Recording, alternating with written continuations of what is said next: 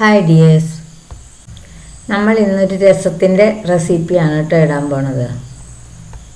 അപ്പോൾ ഇതിന് വേണ്ടിയിട്ട് ഞാൻ കുറച്ച് പരിപ്പ് എടുത്തിട്ടുണ്ട്. ഇതൊരു 2-3 ടേബിൾ സ്പൂണോളം ഉള്ളൂ കേട്ടോ. ഞാനിതൊന്ന് കഴുകിയിട്ട് കുക്കറിലേക്ക് ഇട്ട് കൊടുക്കുകയാണ്.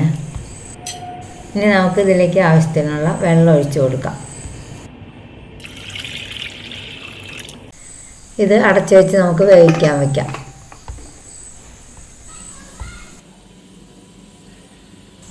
അപ്പോൾ പരിപ്പ് വേകുമ്പോഴേക്കും ഈ തക്കാളി അരിഞ്ഞ് നമുക്ക് മൺചട്ടിയിലേക്ക് ഇട്ട് കൊടുക്കാം. ഒരു തക്കാളി ഞാൻ എടുത്തിട്ടുള്ളൂ കേട്ടോ. ഇപ്പോൾ നമ്മുടെ കുക്കറിന് ഒരു 2-3 വിസിൽ വന്നിട്ടുണ്ട്. ഞാനിത് ഓഫ് ചെയ്യാണ്. ഇനി നമുക്ക് ഈ തക്കാളിയിലേക്ക് കുറച്ച് പുളി ഞാൻ എടുത്ത് വെച്ചിട്ടുണ്ടായിരുന്നു. അതൊന്ന് നന്നായിട്ട് പിഴിഞ്ഞ് ഒഴിച്ചു കൊടുക്കാം. ഇനി ഈ തക്കാളി നമുക്കൊന്ന് നന്നായിട്ടൊന്ന് ഉടച്ചു കൊടുക്കണം. കൈ കൊണ്ട് തന്നെ ഉടച്ചാൽ മതി. ശരിക്കൊന്ന് ഉടച്ചു കൊടുക്കാം.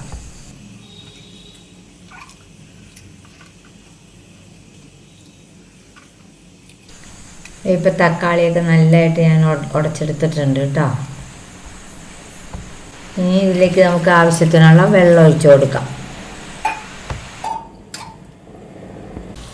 ഇതിലേക്ക് ഒരു 1/2 ടീസ്പൂൺ മഞ്ഞൾപ്പൊടിയും ആവശ്യത്തിന് ഉപ്പും ഒക്കെ ഇട്ട് കൊടുത്ത് നമുക്ക് ഇതിനെ ഒന്ന് മൂടി വെച്ച് തിളപ്പിച്ചെടുക്കാം.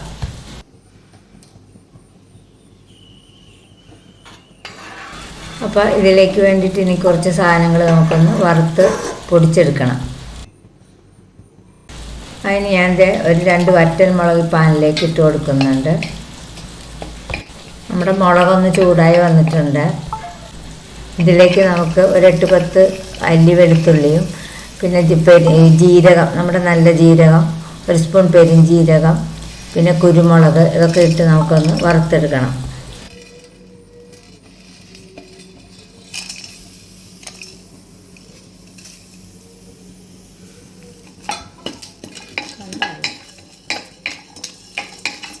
അപ്പോൾ ഇതൊക്കെ നന്നായിട്ടൊന്ന് ചൂടായിട്ടുണ്ട്. ഇനി ഇതിലേക്ക് നമുക്ക് 2 സ്പൂൺ മല്ലിപ്പൊടി ഇട്ട് കൊടുക്കാം.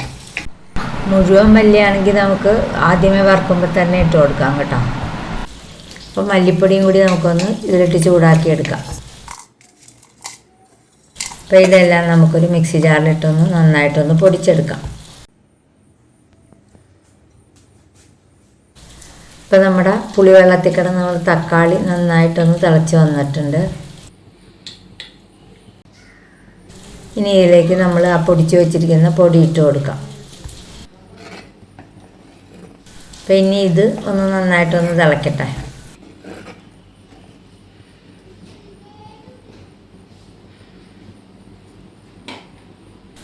ഇനി നമ്മൾ വേവിച്ച് വെച്ചിരിക്കുന്ന പരിപ്പും ഇതിലേക്ക് ഇട്ട് കൊടുക്കാം.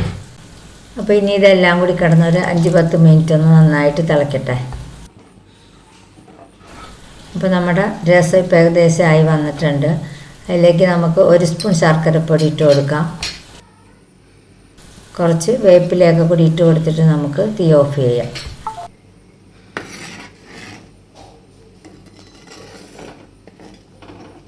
അപ്പോൾ നമ്മുടെ രസമൊക്കെ ഇവിടെ റെഡി ആയിട്ടുണ്ട്. വേറെ കറിയൊന്നും ഇല്ലെങ്കിൽ തന്നെ നമുക്ക് ഇതും കൂട്ടി ചോറ് കഴിക്കാം. അപ്പോൾ നമ്മുടെ ഇന്നത്തെ വീഡിയോ ഇത്രയേ ഉള്ളൂ.